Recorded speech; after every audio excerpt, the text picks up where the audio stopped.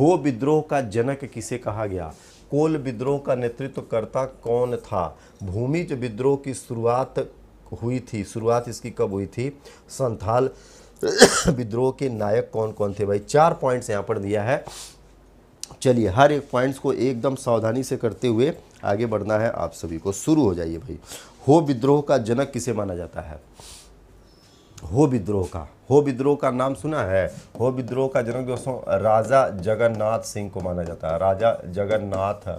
राजा जगन्नाथ सिंह को माना जाता है, ये यहाँ से ध्यान रखना है। कोल विद्रोह के नेतृत्वकर्ता के रूप में कौन थे? कोल दोस्तों जैसा कि आप सभी जानते हैं जनजाति विद्रोह के रूप में था, और यहाँ से अगर देखा जाए तो इसके लिए आता है बुद्धो भगत का नाम। कौन आता है? बुद्धो भगत ने दोस्तों शुरुआती चरण में इसका नेतृत्व किया था। किसने? बुद्धो भगत का नाम आता है, ये यहाँ ध्यान रखना। कोल विद्रोह में वैसे और भी कई लोगों का नाम आता है, जैसे बुद्धो भगत का नाम आप यहाँ से नोट करेंगे। इसी तरह से अगर देखा जाएगा दोस्तों तो इसमें सिंगराय और सुरगा मुंडा का नाम आता है।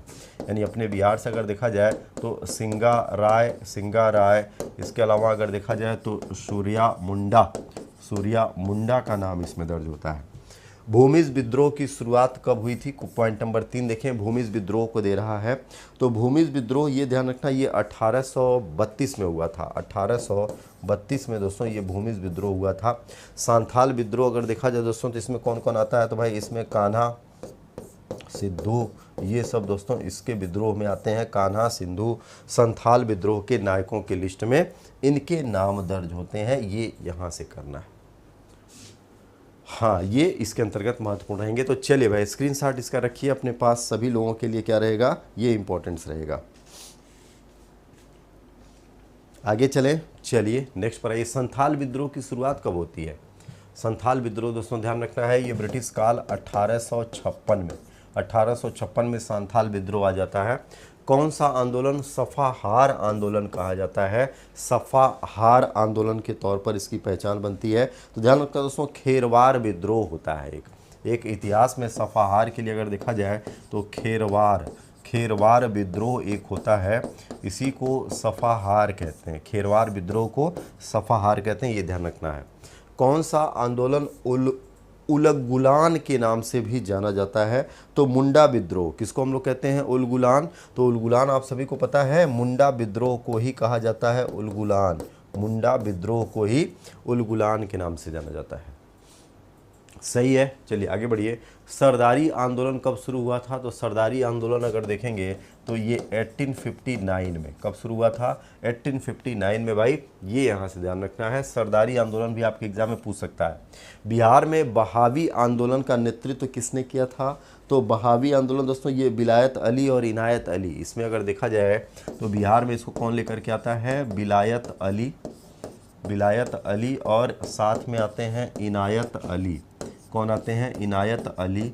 तो अली बंधुओं ने इसका नेतृत्व किया था, ये यहाँ से ध्यान रखना है। नोनिया विद्रोह का कारण क्या था? नोनिया विद्रोह ये भी काफ़ी महत्वपूर्ण होता है। तो नोनिया विद्रोह दोस्तों ध्यान रखना है, ये हालांकि एग्रीकल्चर से जुड़ा हुआ था, खास करके गन्ना से जुड़ा हुआ था, और इसमें ये था कि भाई सोरा का उचित मूल्य न मिलना, जिसके कारण किसान विद्रोही हो गए थे। तो इसको भी एक प्रकार से अगर देखा जाए तो कृषक विद्रोह की लिस्ट में रखा जाता है। कृषक विद्रोह की लिस्ट में इसको रखा गया है, नोनिया विद्रोह, ये यहाँ से ध्यान रखना है। हो जाएगा सभी का?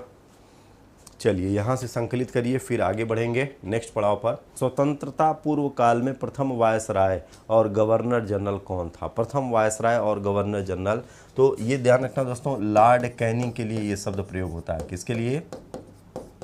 लॉर्ड कैनिंग के लिए प्रयोग होता है। पहली बार डाक टिकट किसके शासनकाल में जारी किया गया था? तो लॉर्ड डलहौजी के शासनकाल में। किसके शासनकाल में? लॉर्ड डलहौजी। क्योंकि दोस्तों इसी के समय में डाक सेवा, इसके अलावा अगर देखा जाए तो रेलवे सेवा, इन सब की शुरुआत यहीं से होती है। भारत का कौन सा गवर्नर जनरल ओवन मेरीडेथ के नाम से कविताएं लिखा करता था, तो ये दोस्तों लॉर्ड लिट्टन था। कौन था? लॉर्ड लिट्टन इसके लिए जाना जाता है। लॉर्ड लिट्टन का नाम इसमें से ध्यान रखना है। ये ओवन मेरीडिथ के नाम से पोएट्री लिखा करता था, यानी पोयम लिखा करता था। सही है सभी का? चलिए आगे बढ़िए। कौन सा वायसराय वर्मा युद्ध से संबंध है? वर्मा युद्ध से किसका किसका संबंध यहाँ से जुड़ता है? तो वर्मा युद्ध से अगर देखा जाए तो 2 गवर्नर जनरल के नाम इसमें दर्ज होते हैं। किसके? 2 के। एक तो दोस्तों डलहौजी होता है, एक तो इसमें कौन हो जाता है? एक तो डलहौजी। डलहौजी का नाम भी इसमें दर्ज होता है। डलहौजी के अलावा इसमें अगर देखा जाए तो लॉर्ड डफरिन, डफरिन का नाम भी इसमें दर्ज होता है। डफरिन का नाम भी दर्ज होता है। एकमात्र वायसराय जिसकी हत्या भारत में हो गई थी, तो इसमें किसका नाम दर्ज होता है? इसमें नाम दर्ज होएगा लॉर्ड मेयो का। किसका नाम दर्ज होएगा? लॉर्ड मेयो का। इनकी हत्या दोस्तों पोर्ट ब्लेयर में हुई थी। कहाँ पर? पोर्ट ब्लेयर में, अंडमान निकोबार द्वीप समूह में भ्रमण के लिए गया था। स्थानीय स्वशासन के पिता के रूप में किसे जाना जाता है? तो स्थानीय स्वशासन का जनक ध्यान रखना है, हम लोग कहते हैं लॉर्ड रिपन को। किसको कहते हैं? लॉर्ड रिपन को। 1882 से इसने इसको शुरू किया था, तो लॉर्ड रिपन हो जाएगा। हो जाएगा सभी का? आगे चलें। चलिए नेक्स्ट पड़ाव पर आइए। बंगाल का प्रसिद्ध कोसीजुरा केस किसके शासनकाल में घटित ये घटना है, जिसको लेकर के काफ़ी विवाद होता है भाई, ये यहाँ से बताना है। तो ये घटना दोस्तों वारेन हेस्टिंगस के शासनकाल की है। किसके शासनकाल की? Warren Hastings. हेस्टिंगस के शासनकाल की ये घटना बनती है, वारेन हेस्टिंगस। ये यहाँ से ध्यान रखना है। भारत में बजट व्यवस्था का आरंभ किस वायसराय के काल में हुआ था? तो ये आरंभ हुआ था लॉर्ड कैनिंग के शासनकाल में, ये ध्यान रखना है। भारत में अंग्रेजी शिक्षा किसने आरंभ करी थी भाई? किस गवर्नर जनरल के समय में ये आरंभ होता है अंग्रेजी शिक्षा, ये आपको बताना है। तो भारत में अंग्रेजी शिक्षा लेकर के कौन आया था? अंतिम प्रश्न है, ये आप सब बताइए, क्योंकि आज सभी प्रश्नों का आंसर हमने ही दिया है।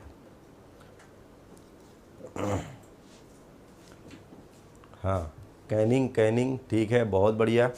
अब आ जाओ शिक्षा पर। तो शिक्षा पर अगर देखेंगे तो ये कौन लेकर के आता है? Lord Macaulay.